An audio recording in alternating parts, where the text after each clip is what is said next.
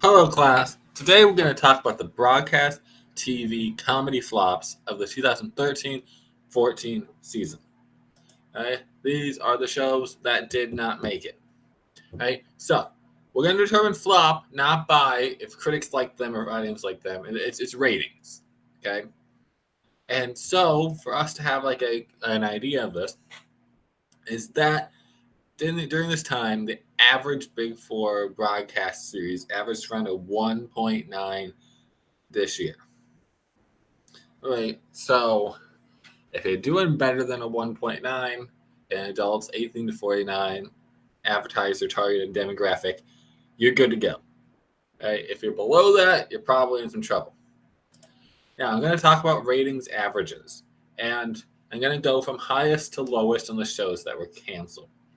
Now, one way this is inexact science is because of burn-offs. Some of these shows aired out all their episodes in a regular time slot. Some of them got pulled early, put online, and others of them were burned off on Saturdays, right? Which are going to affect the ratings average. So, our highest rated show that was a comedy to get canceled was the CBS comedy The Crazy Ones, which was a single camera comedy on CBS, which was a rarity at the time. And it was being really built off of Robin Williams and to a lesser extent Sarah Michelle Gellar as the stars. Right, so Robin Williams returning to broadcast TV. So Crazy Ones had 2 time slots. In the fall, it was Thursdays at 9, and in the winter, it was Thursday at 9:30. And so its average is pretty decent. Right? It's a 2.08. Okay, so that's an above average rated show. But as you can see, it has something going on with it. So for its first episode, it airs after an hour-long Big Bang Theory. Well, it's 2 episodes in a row. And so at the very end of that episode of Big Bang Theory, which was basically at the height of its popularity, the Big Bang Theory did a 6.1. Right? So that's over 3 times what the average goes to. And the Crazy Ones launches to a 3.9. So that number on its own is pretty dang good. That would be the second biggest premiere of that year behind Agents of S.H.I.E.L.D. Right? But it has a great lead-in.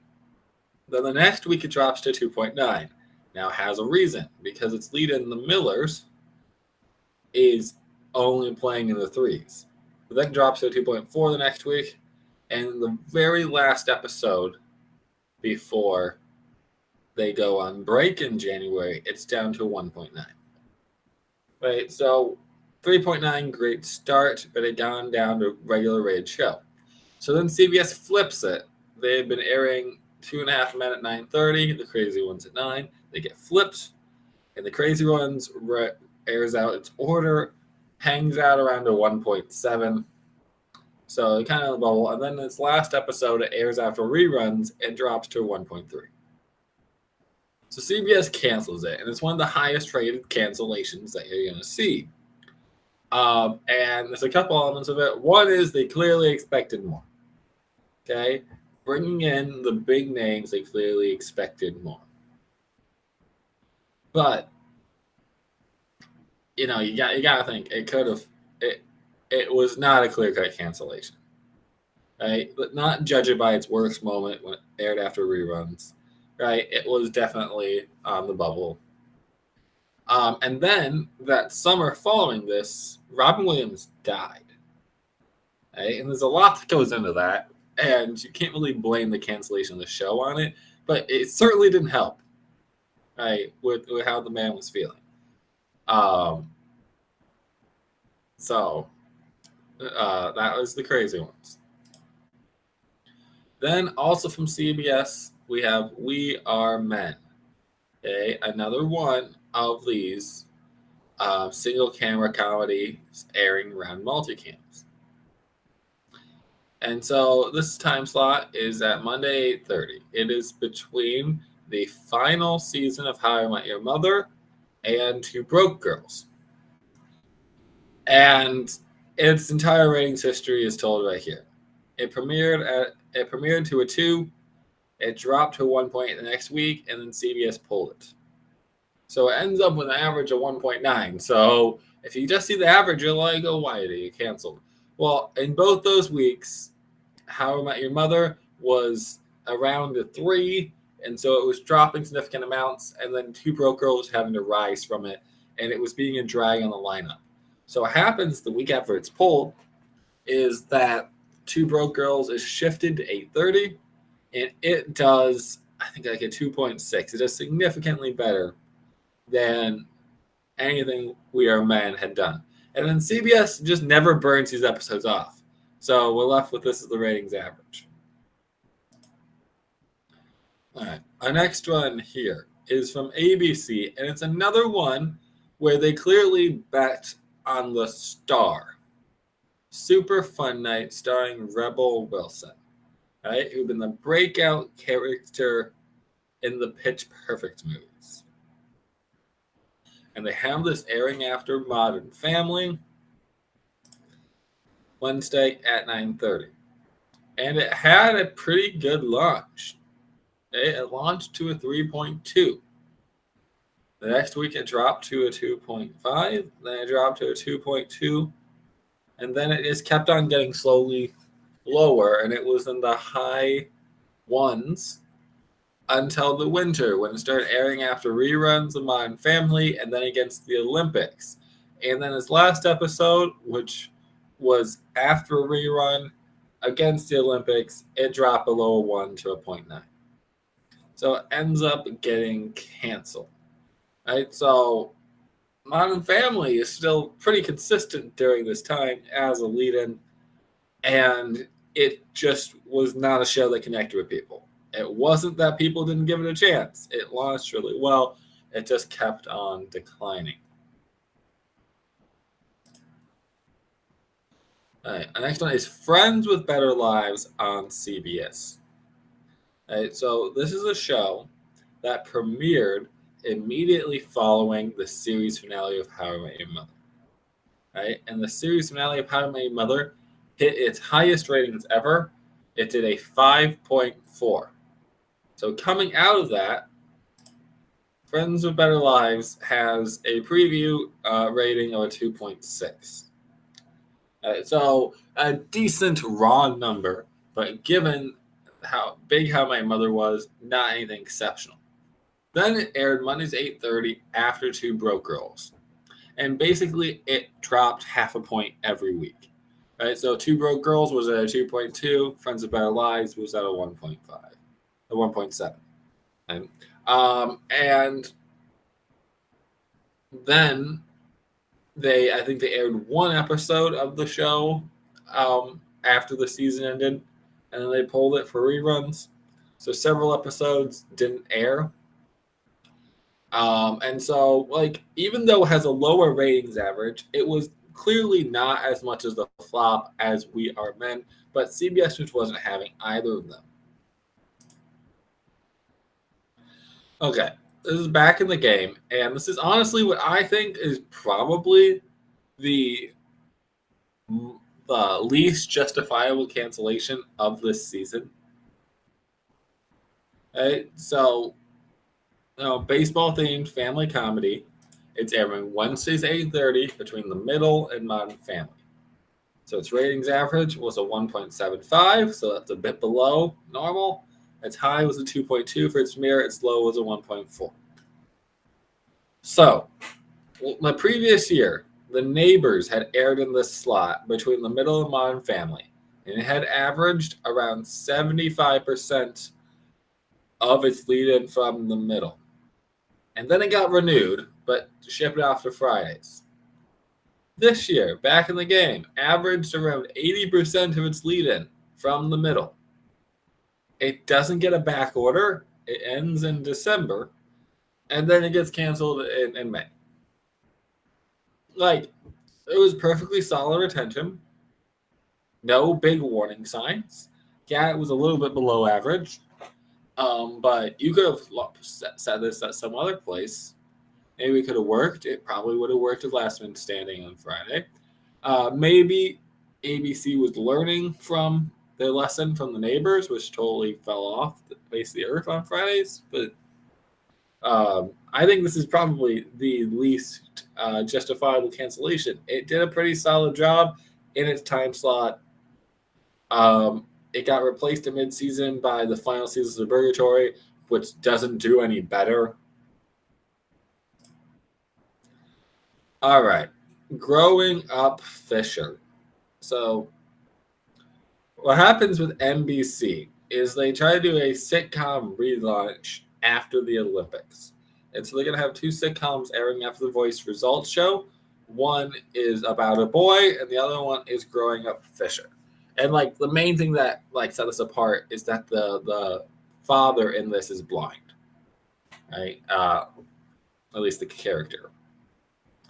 And About a Boy is going to air right after The Voice. And then it's Growing Up Fisher following it. About a Boy is going to average the exact average, about 1.9. Growing Up Fisher is going to drop a couple tenths from it every week to a 1.51. So it premiered at a 2. Its final 2 episodes did get burned off, which is how we got a pair of 0.9s. It seemed pretty interchangeable with About a Boy, right? That if they flipped it, this would have been the higher rated show, and About a Boy would have been the one in this range. But NBC was on quite a cancellation spree here, and so they don't keep it. Next one here is Mixology. So Mixology has an interesting premise where the entire season takes place in a single night at a club, all 13 episodes. So they premiered it after the Olympics was done in March or late February after Modern Family. And just a terrible fit with it tonally. So it's airing Wednesdays at 9:30. It averaged a 1.42. It premiered to 1.7. It kept at 1.7 the next episode, but then it has to air several episodes after Modern Family. Reruns, so it gets as low as a 1.2. The final episode of Modern Family this season is Cam and Mitch's wedding. And that rose to a 3.7. And Mixology can only do a 1.3 after it. So just terrible retention, terrible combo here, and is never seen again.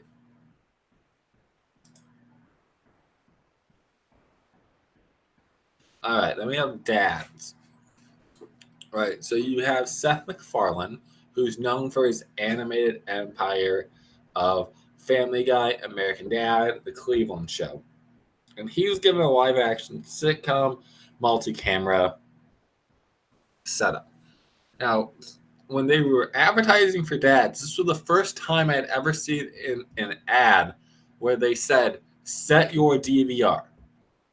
They actively were encouraging people to watch it later rather than not watch it at all. So it has to self-start. It's airing Tuesdays at 8 p.m. And it gets a head start from the rest of the shows. It launches a week early. And it does pretty well. It does a 2.2. But then the next week, it goes up against The Voice, NCIS, and the series premiere of Agents of S.H.I.E.L.D. It just crumbles to 1.4, which is where it kind of hangs out until its final episode. They aired 2 in a row. It drops to a 1.1 and then a 1. It gets canceled. It had terrible reviews. It didn't have great ratings. And its show after it was Brooklyn Nine-Nine, which also didn't have great ratings, but it was slightly better than Dad's. And its critical reception was much better than Dad's. And it would go on to have a very long run. And Dad's is mostly forgotten. All right. Another one to talk about where it is.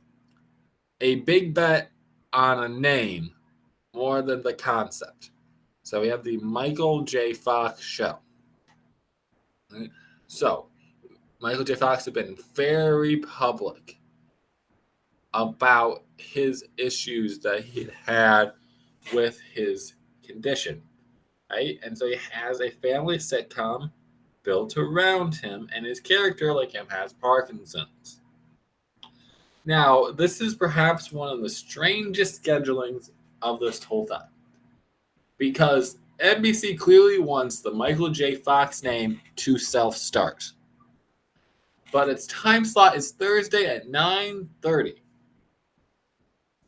Now, why isn't it Thursday at 9?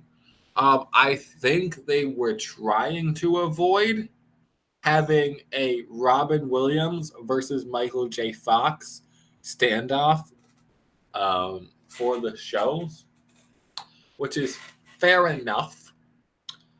But then it still is an awkward time that you have to air it in. And so for its series premiere, Michael J. Fox has an hour-long episode. It gets basically no help from Parks and Recreation, only does a 1.2 as a lead-in, and it launches at a 2.2. And the story of Michael J. Fox, though, is that it never stops declining. It drops basically every week of its entire run, getting as low as a 0.6, airing on a weeknight against the premiere of American Idol. And the thing is, NBC had ordered 22 episodes of the show before it debuted. That was part of the commitment, a big bet on it, and they don't go through with it. They ditch the show before those 22 episodes are up. And again, this is a time where the average show is still getting a 1.9. So getting as low as a 0.6 is almost impressively bad.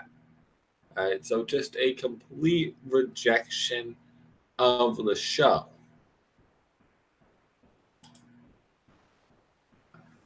This is a show that feels pretty forgotten, Surviving Jack.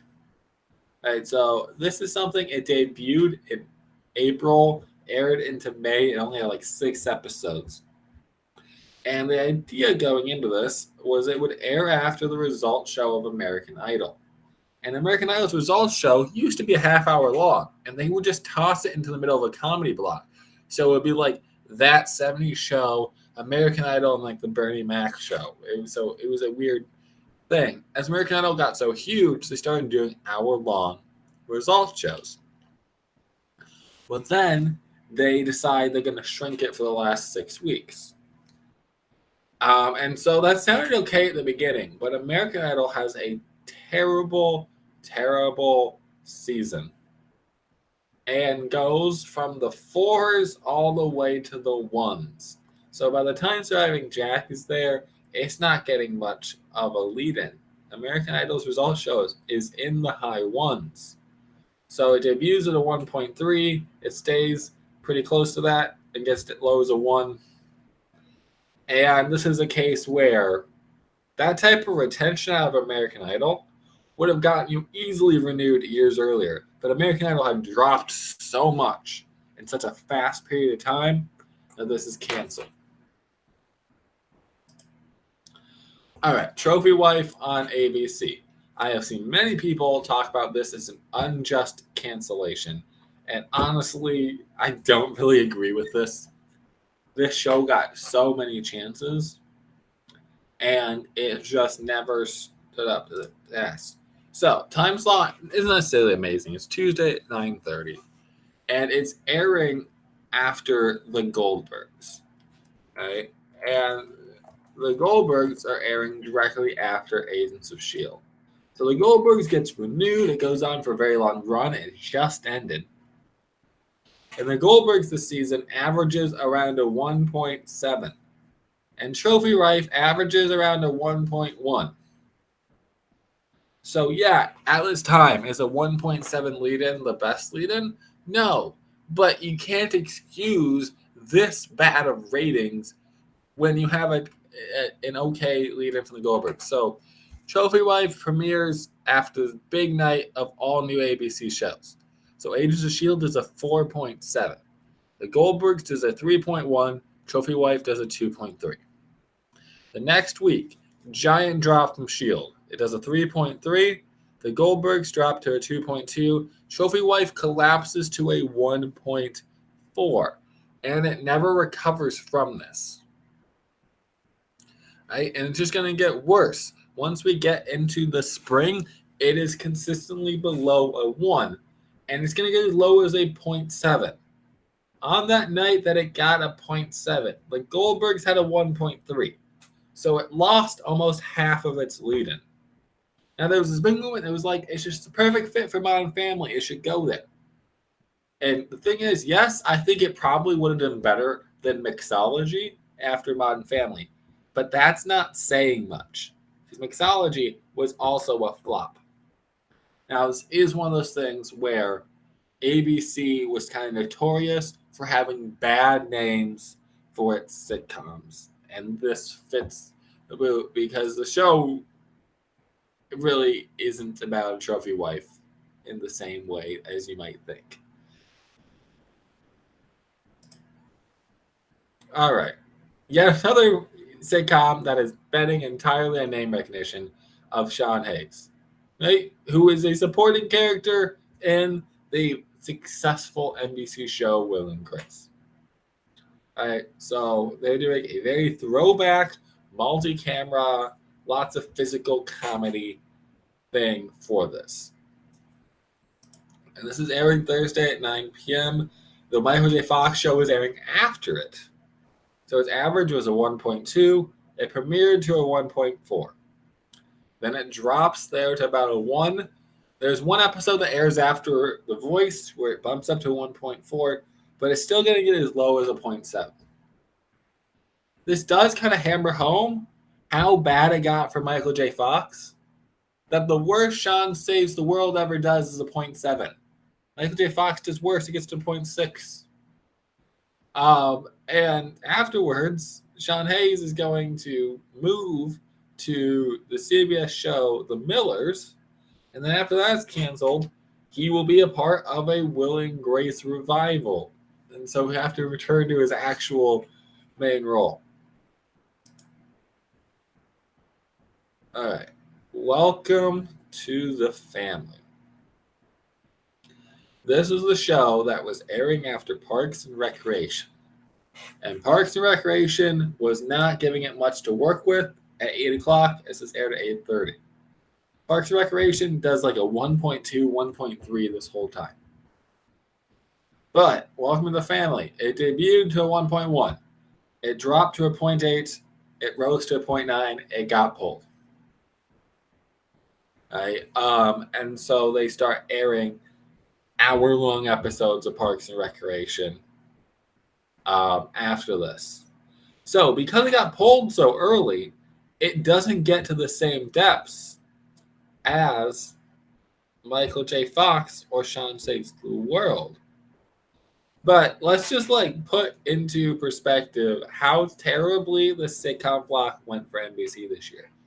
So you have Parks and Recreation put in the leadoff role, and it's going to lose about a third of its audience. Right? Then what airs after this is Welcome to the Family, pulled after 3 episodes. Sean Saves the World, canceled. Michael J. Fox show, not even get through its whole 22-episode order, pulled. Right? And then later, Community is tossed into this block as well. Right? And you can see where that show had kept on surviving. So just an abysmal failure for NBC on every front with this comedy block. Okay, Bad Teacher on CBS. Right, so this is an adaptation of the Cameron Diaz movie. Right, and that movie came out in 2011. By the time that this aired, it was April of 2014, so it was a little too far removed for it to work. And so for its first episode, it actually had a decent thing working for it. Okay, it did a 2.1, right, which was a little bit below its 2.5 Men lead-in. Then the next episode, it collapsed to a 1.4. It hung out at a 1.4 basically for the rest of its run for the next couple weeks. And then CBS tossed it onto Saturdays, in which it did 0.3s and 0.2s, right, to a really low thing. And this is a case where it had no chance. They debuted it on April 24th. You don't air a show on April 24th in the broadcast networks if you plan on renewing it, and it got canceled only 16 days after it debuted.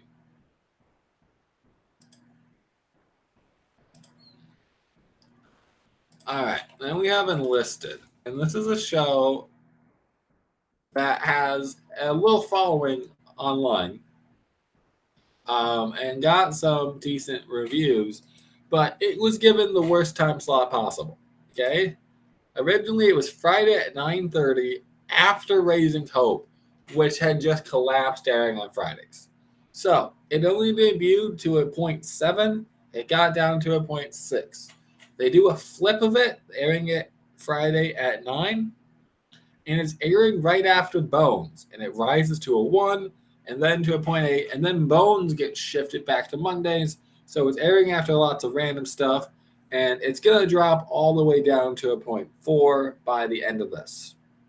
And then they're going to burn off the final set of episodes Sunday at 7, and its final episode will go below 1 million viewers and a 0.3.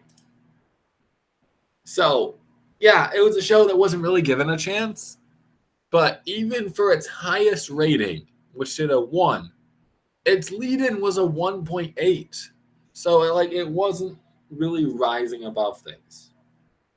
Now, I'm going to put in one extra show here that actually got renewed, but is probably the biggest flop of any show here, which is The Millers. All right, so The Millers is this multi-camera comedy that aired after The Big Bang Theory. And an unrelated movie called We're the Millers, or Meet the Millers, whatever, had aired that summer. And this is completely unrelated to it. Right? Let's say this airs after The Big Bang Theory. And The Big Bang Theory at this time is pretty close to a 5 on a regular basis. And The Millers is doing about half retention. A 2.63, gets as high as a 3.3, as low as a 1.9. Right? Some of those episodes in the spring were below 50% retention. But CBS renews it because it's from their own studio and they want to get the syndication money. But then the next fall, they air it away from The Big Bang Theory after Two Broke Girls. And it does terribly. And so after 5 episodes, CBS cancels it. Right? And then they will air the rest of the episodes out, burning it off starting on the 4th of July. So we get this show that will get as high as 13.5 million viewers airing after The Big Bang Theory, and will get as low as 1.5 million viewers in its burn off. So CBS immediately has buyer's remorse on The Millers. And so, you basically can count it as a cancellation for the season if it gets pulled 5 episodes into season 2. So, what did you think? Are there any of these shows you think that should have been renewed? Why do you think some of them failed? Tell me below. Have a good day.